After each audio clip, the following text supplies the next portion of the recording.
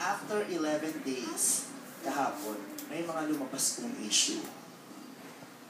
Na may mga na-offend, may mga binato sa aking issue, na meron akong nalampas ang linya, na meron akong mga sinabing hindi maganda, na meron akong mga taong sinadyang saktan, may mga tao akong natapakan. So, ang dami pong lumabas sa Twitter, sa social networking, sa news, ang dami. Pero hindi po ako nagsalita. Kasi gusto kong pag-aralan ang mga pangyayari. Kaya hindi po ako nagsalita. At gusto kong i-take ang sitwasyon nito ng may tamang pag-iisip. Ayokong gamitin ng galit para mag-react. Ayokong gamitin ng pagiging immature para makipaglaban. Gusto kong maging matalino. At kahit matalino po ako, kahit sinasabi ng ibang tao na marunong ako, matalino ako, merong mga taong mas matalino sa akin at mas nakakaunawa. At humingi po ako ng tulong. So tumawag po ako sa tanggapan ng ABS-CBN, tumawag po ako sa mga big bosses. Nakipag-meeting po sa akin si Tita Cory Vidanes. Pinatawag po nila ako. At sinabi itong issue, itong kumakalat na issue ngayon.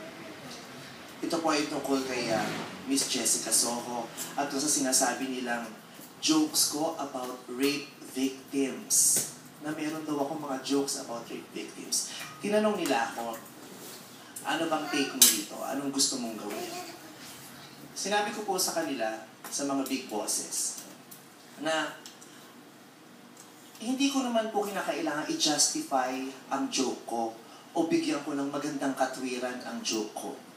Ang joke ay depende sa tao kung paano mo tatanggapin ang joke.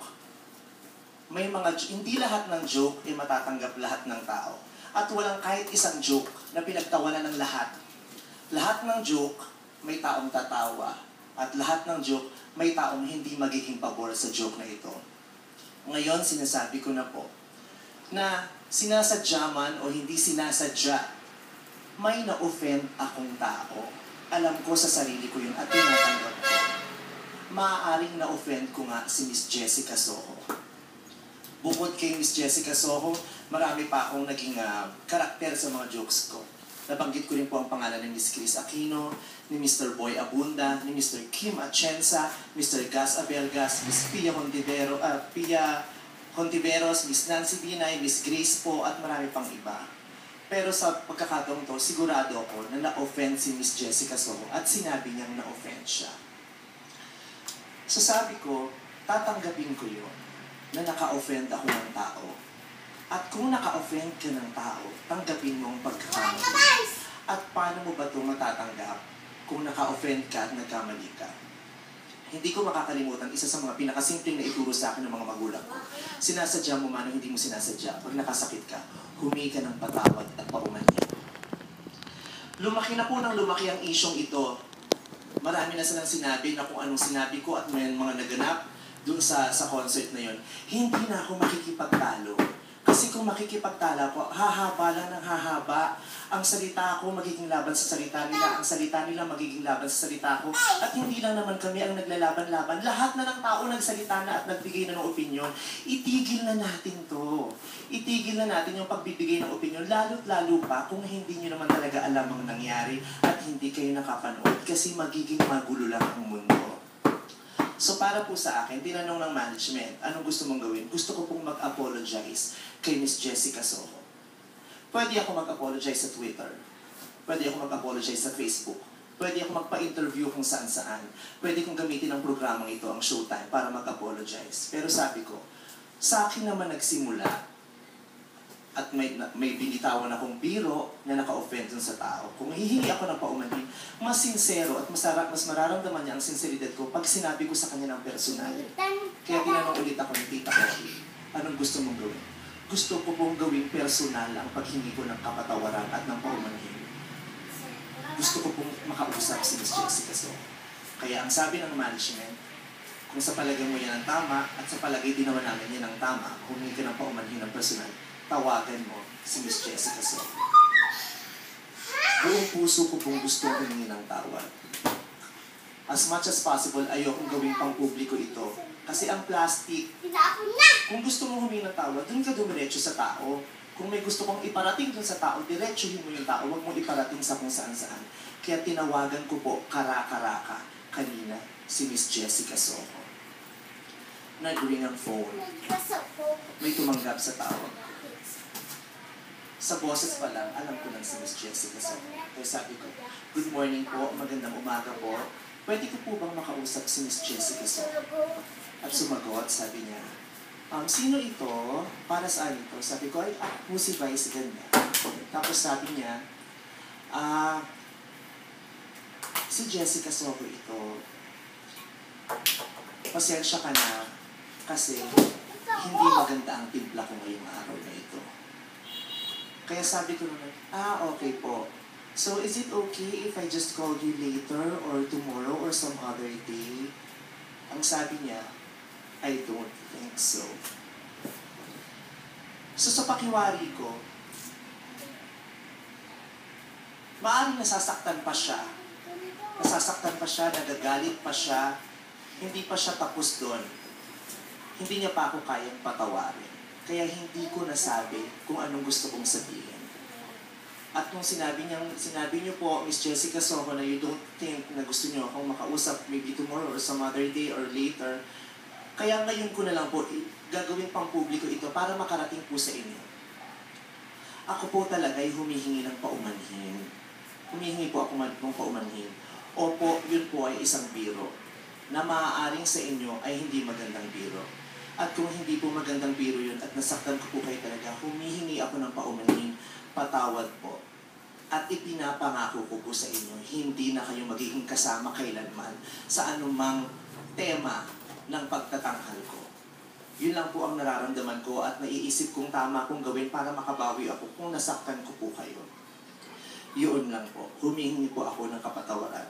Kung di niyo po ako kayang patawarin sa ngayon, sana po balang araw mapatawad niyo po ako. Dahil iuulit ko po, yun po ay isang biro lamang.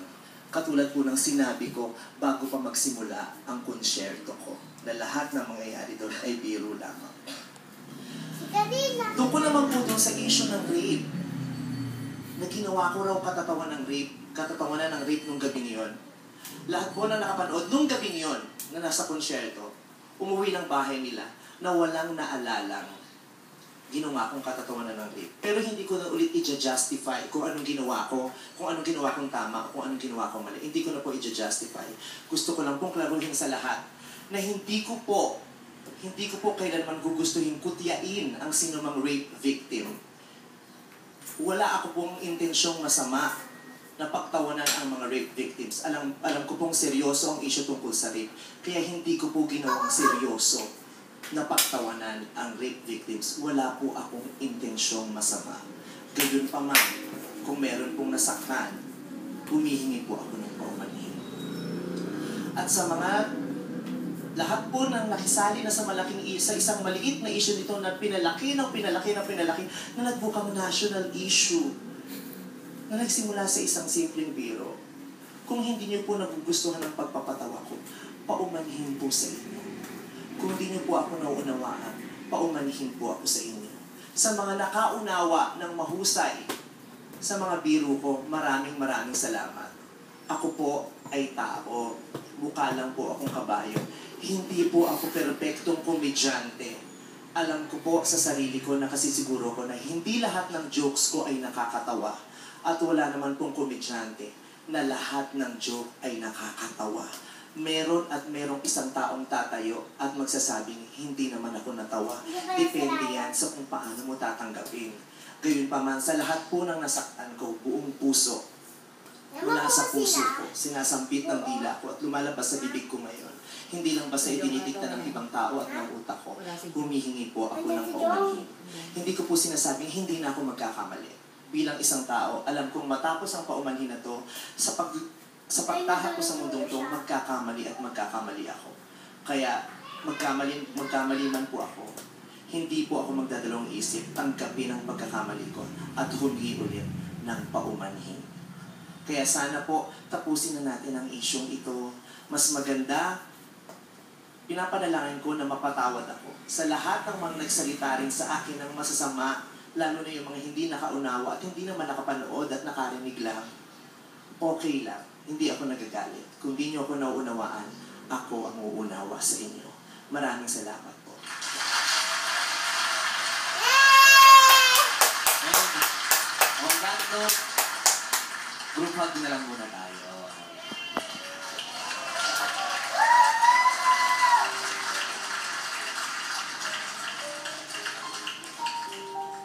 Thank you. Showtime, salamat po sa chance na ito. And thank you. Maraming salamat din, Vice at Chris.